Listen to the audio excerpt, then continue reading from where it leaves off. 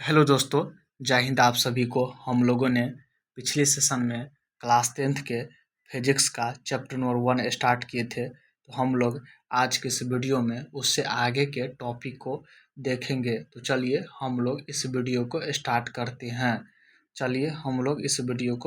करते हैं। सबसे पहले हम लोग जानेंगे प्रतिबिंब किसे कहते हैं। तो चलिए हम लोग सबसे पहले जानते हैं प्रतिबिंब क्या होता है। तो प्रतिबिंब क्या होता है? किसी बिंदु स्रोत से आती प्रकाश की किरणें दर्पण से परावर्तन के बाद जिस बिंदु पर मिलती है या जिस बिंदु से आती हुई प्रतीत होती है उसे बिंदु बिंदु स्रोत का प्रतिबिंब कहते हैं। क्या कहते हैं? प्रतिबिंब कहते हैं। जैसे यहाँ पे देखिए, इसका क्या बन रहा है? छाया। तो छाया को क्या कहते हैं हम लोग? प्रतिबिंब कहते हैं। क्या कहते हैं? छाया को हम लोग क्या कहते हैं? प्रतिबिंब कहते हैं। प्रतिबिंब कितने प्रकार के होते हैं? तो प्रतिबिंब 2 प्रकार के होते हैं। कितने प्रकार के होते हैं? तो 2 प्रकार के होते हैं। पहला क्या है? वास्तविक प्रतिबिंब। क्या है? वास्तविक प्रतिबिंब। दूसरा क्या है? आभासी या काल्पनिक प्रतिबिंब। चलिए हम लोग सबसे पहले वास्तविक प्रतिबिंब के बारे में जानेंगे। तो वास्तविक प्रतिबिंब है क्या? तो वास्तविक प्रतिबिंब किसी बिंदु स्रोत से आती प्रकाश की किरणें दर्पण से परावर्तन के बाद जिस बिंदु पर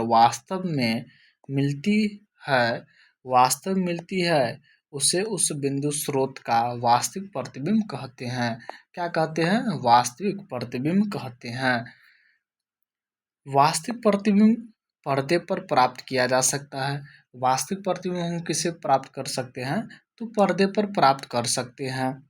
वास्तविक प्रतिबिंब वस्तु की अपेक्षा हमेशा क्या होता है? तो उल्टा होता है। हमेशा क्या होता है? उल्टा होता है। तो वास्तविक प्रतिबिंब को हम लोग पर्दे पर प्राप्त कर सकते हैं। वास्तविक प्रतिबिंब हमेशा क्या होता है? उल्टा होता है। क्या होता है? उल्टा होता है। वास्तविक प्रतिबिंब वास्तविक प्रतिबिंब को हम लोग किस पे प्राप्त कर सकते हैं? तो पर्दे पर प्राप्त कर सकते हैं। किस पे कर सकते हैं? पर्दे पर प्राप्त कर सकते हैं। हमेशा यह क्या बनाता है? उल्टा प्रतिबिंब बनाता है। क्या बनाता है? उल्टा प्रतिबिंब बनाता है। चलिए हम लोग आगे चलते हैं। आगे हम लोग जानेंगे आभासी या काल्पनिक प्रतिबिंब क्या है। आभासी या काल्पनिक प्रतिबिंब क्या है? तो चलिए हम लोग जानते हैं। किसी बिंदु स्रोत से आती प्रकाश की किरणें परावर्तन के बाद जिस बिंदु से आती हुई प्रतीत होती है उसे उस बिंदु स्रोत का आभासी प्रतिबिंब कहते हैं। आभासी प्रतिबिंब किसे कहते हैं? किसी बिंदु स्रोत से आती प्रकाश की किरणें परावर्तन के बाद जिस बिंदु से आती हुई प्रतीत होती है उसे उस बिंदु स्रोत का आभासी प्रतिबिंब कहते हैं। चलिए हम लोग आगे देखते हैं। आभासी प्रतिबिंब को पर्दे पर प्राप्त नहीं किया जा सकता है। आभासी प्रतिबिंब को पर्दे पर प्राप्त नहीं किया जा सकता है। आभासी प्रतिबिंब वस्तु की अपेक्षा हमेशा सीधा होता है। क्या होता है? हमेशा सीधा होता है। तो आभासी प्रतिबिंब क्या होता है? आभासी प्रतिबिंब क्या होता है? आभासी प्रतिबिंब को हम लोग पर्दे पर प्राप्त नहीं कर सकते हैं। पर्दे पर प्राप्त नहीं कर सकते हैं। किस पे नहीं कर सकते हैं? तो पर्दे पर प्राप्त नहीं कर सकते हैं। पर्दे पर प्राप्त नहीं कर सकते हैं। यह हमेशा सीधा प्रतिबिंब बनाता है। क्या बनाता है? सीधा प्रतिबिंब बनाता है। और वास्तविक हमेशा क्या बनाता है? उल्टा बनाता है। और वास्तविक प्रतिबिंब को हम लोग पर्दे पर प्राप्त कर सकते हैं। तो आभासी प्रतिबिंब का दूसरा नाम क्या है? काल्पनिक प्रतिबिंब। तो चलिए हम लोग आगे चलते हैं। अगला क्या है? अगला टॉपिक है मेरा पार्श्व परिवर्तन क्या है। तो वस्तु का दाहिना भाग समतल दर्पण में प्रतिबिंब का बायां भाग तथा वस्तु का बायां भाग प्रतिबिंब का दाहिना भाग दिखाई पड़ता है। इसी को पार्श्व परिवर्तन कहते हैं। क्या कहते हैं? पार्श्व परिवर्तन कहते हैं। चलिए आगे जानते हैं हम लोग समतल दर्पण की विशेषता। क्या जानेंगे? समतल दर्पण द्वारा बने प्रतिबिंब की विशेषता। तो चलिए हम लोग पहला विशेषता देखते हैं क्या है। पहला विशेषता है प्रतिबिंब दर्पण के पीछे बनता है। प्रतिबिंब क्या बनता है? तो दर्पण के पीछे बनता है। प्रतिबिंब का आकार वस्तु के आकार के क्या होता है? तो बराबर होता है। प्रतिबिंब का जितना आकार होगा उतना ही आकार वस्तु का आकार होगा। तो प्रतिबिंब का आकार वस्तु के आकार के क्या होगा? बराबर होगा। प्रतिबिंब वस्तु की उपेक्षा सीधा बनाता है। प्रतिबिंब वस्तु की उपेक्षा सीधा बनाता है। प्रतिबिंब पार्श्विक रूप से उल्टा होता है। प्रतिबिंब पार्श्विक रूप से उल्टा होता है। प्रतिबिंब आभासी होता है। प्रतिबिंब दर्पण से उतना ही पीछे बनता है जितना वस्तु दर्पण से आगे रहता है। प्रतिबिंब दर्पण से उतना ही पीछे बनता है जितना वस्तु दर्पण से आगे होता है। तो समतल दर्पण की यही निम्न विशेषता है। तो चलिए हम लोग आगे चलते हैं। आगे जानेंगे हम लोग गोलीय दर्पण क्या है। गोलीय दर्पण क्या होता है या क्या है? तो चलिए हम लोग देखते हैं। गोलीय दर्पण गोलीय दर्पण उस दर्पण को कहते हैं जिसकी परावर्तक सतह किसी खोखले गोले का एक भाग हो। क्या हो? खोखले गोले का एक भाग हो।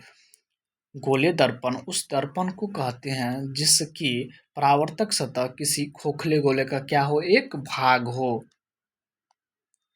गोलीय दर्पण के प्रकार। तो गोलीय दर्पण का पहला प्रकार है अवतल दर्पण। तो अवतल दर्पण किसे कहते हैं? अवतल दर्पण को हम लोग जानते हैं वह गोलीय दर्पण जिसका पृष्ठ अंदर की ओर अर्थात गोले के केंद्र की ओर वक्रित है अवतल दर्पण कहलाता है। क्या कहलाता है? अवतल दर्पण कहलाता है। चलिए आगे चलते हम लोग।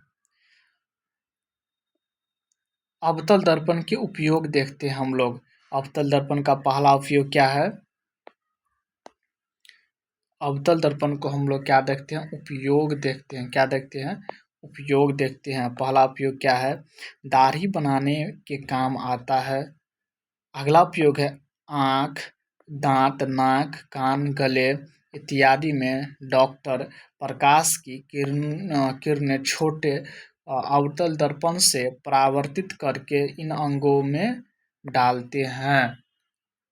अगला क्या है? टेबल लैंप में इसका उपयोग किया जाता है। अगला पॉइंट है मोटर कारों, रेल इंजन में तथा सर्च लाइट के लैंप के परावर्तक के रूप में उपयोग किया जाता है।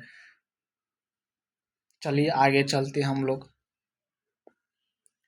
अगला क्या है? उत्तल दर्पण। क्या है? उत्तल दर्पण क्या होता है?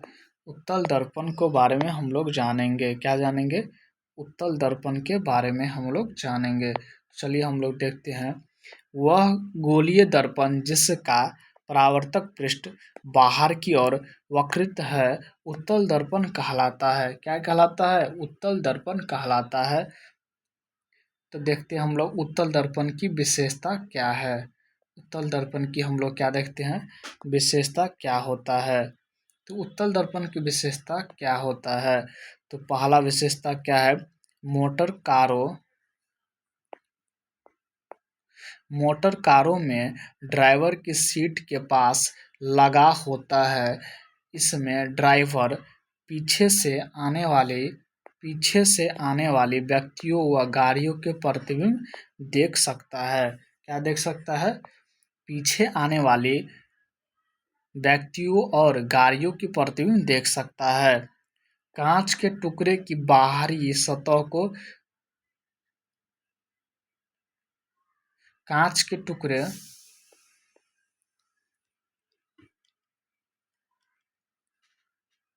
कांच के टुकड़े के बाहरी सतह को रजतित करने से अवतल दर्पण बनता है। कांच के टुकड़े के भीतरी सतह से रजतित करने पर उत्तल दर्पण बनता है।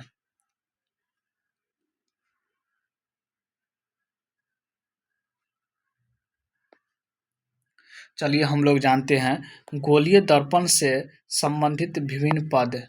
चलिए हम लोग पहला देखते हैं क्या है। पहला क्या है, पोल। क्या है, पोल है, जिसे हम लोग हिंदी में क्या कहते हैं, ध्रुव कहते हैं। तो गोलीय दर्पण के मध्य बिंदु को दर्पण का क्या कहते हैं, ध्रुव कहते हैं। क्या कहते हैं, तो ध्रुव कहते हैं। क्या कहते हैं, तो ध्रुव कहते हैं। क्या कहते हैं, ध्रुव कहते हैं।